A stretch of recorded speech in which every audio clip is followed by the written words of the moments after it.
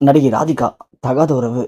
சரத்குமார் இத கண்டு பயங்கரமா அதிர்ச்சி அடைஞ்சது மட்டும் இல்லாம, அதிக மது போதையில வீட்லயே அவர் எடுத்திருக்க தற்கொலை முடிவு தமிழ் சினிமாவ ஒட்டுமொத்த கண்ணீர்ல மூழ்க வச்சிருக்கு. தமிழ் சினிமாவுடைய ஒரு முக்கியமான மூத்த நடிகர் அப்படின்னா, கண்டிப்பா சரத்குமார். ஏன்னா, இவர் பட்ட கஷ்டங்கள் சினிமால அப்படி. ஆரம்பத்துல வாய்ப்பே கிடைக்கல. எவ்வளோ கஷ்டப்பட்டு போராடி முதல்ல வில்லன் கதாபாத்திரங்கள்ல நடிச்சாரு. அதன் பிறகு தான் சரத்குமார் ஒரு நடிகரா முன்னேறினாரு. அப்படி சரத்குமார் சினிமாவுல கஷ்டப்பட்டு முன்னேற போராடும்போது, நடிகை ராதிகா தான் சரத்குமாருக்கு நெறைய உதவி பண்ணியிருக்காங்க. அப்படிதான் இவங்களுக்குள்ள நட்பு ஏற்பட்டு, அது பின்னடைவுல காதலா மாறி, இருவருமே திருமணமும் பண்ணிக்கிட்டாங்க.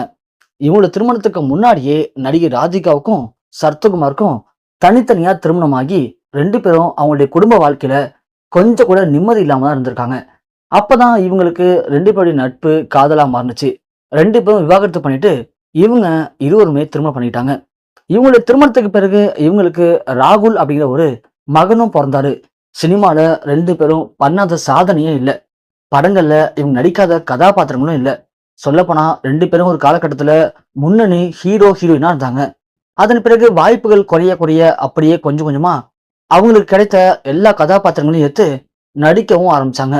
சொல்லப்போனா ராதிகா அதன் பிறகு சின்ன திரையிலயும் கால் தடம் பதிச்சாங்க. அங்கேயும் அவங்களுக்கு நல்ல வரவேற்பு கிடைச்சது. ஒரு பக்கம் சரத்குமார் சினிமா மட்டும் இல்லாம அரசியல்ல களமிறங்கினாரு.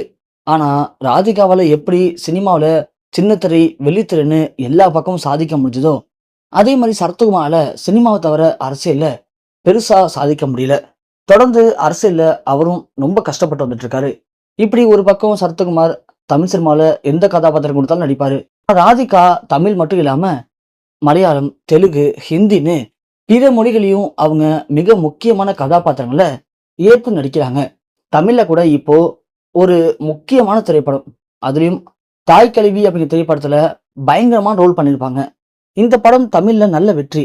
இந்த படத்தை அப்படியே மலையாளத்திலையும் ரீமேக் பண்றாங்க.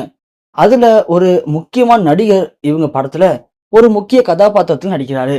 அப்படி அந்த நடிகருக்கும் ராதிகாவுக்கும் இடையில நல்ல ஒரு நட்பு ஏற்பட்டு 2 பேரும் நெருங்கி பழகவும் ஆரம்பிச்சிருக்காங்க. இதுக்கு முன்னாடியே அந்த நடிகருக்கும் ராதிகாவுக்கும் ஏற்கனவே நல்ல நெருக்கம் இருக்கான். இந்த விஷயம் சரத்குமாருக்கு தெரிய வர, சரத்குமார் நடிகை ராதிகாவை அந்த படத்துல நடிக்க கூடாதுன்னு கண்டிச்சிருக்காரு. ஆனா நடிகை ராதிகா அதை பத்தி கவலையே படல. சினிமாவில இதுதான் சர்வ சாதாரணம். இதுக்கு போய் நீங்க ஏன் இப்படி தப்பா புரிஞ்சுட்டு பேசுறீங்க அப்படின்னு சரத்குமார் சண்டை போட்டிருக்காங்க. அதுவும் குறிப்பா அந்த நடிகருக்கு சப்போர்ட் பண்ணி, அது சரத்குமாருக்கு பயங்கர மன உளைச்சலை ஏற்படுத்தியிருக்கு. தன்னை விட அவர் முக்கியமாயிட்டாரு அப்படிங்கிற ஒரு மன விரக்தியில இனி வாழ்ந்து என்ன பண்ண போறோம் அப்படிங்கிற ஒரு பயங்கரமான கஷ்டம். அந்த நேரத்துல அவரு பயங்கரமா குடி பழக்கத்துக்கு இப்போ அடிமையாக ஆரம்பிச்சிருக்காரு. நிறைய குடிச்சிருக்காரு. குடி போதையில தன் வாழ்க்கையவே இழந்துட்டேன். தான் ராதிகாவை எந்த அளவுக்கு நம்பினேன். ஆனா அவ எனக்கு இப்படி ஒரு துரோகம் பண்ணுவான்னு நினைச்சு கூட பார்க்கல அப்படின்னு அந்த துரோகத்தை தாங்கிக்க முடியாத சரத்குமார் எடுத்திருக்க அந்த தற்கொலை முடிவு ஒட்டுமொத்த தமிழ் சினிமா திரைப்பிரபலங்கள், ரசிகர்கள் அனைவரையும் உச்சக்கட்ட கண்ணீர்லயும் சோகத்திலையும் மூழ்க வச்சிருக்கு.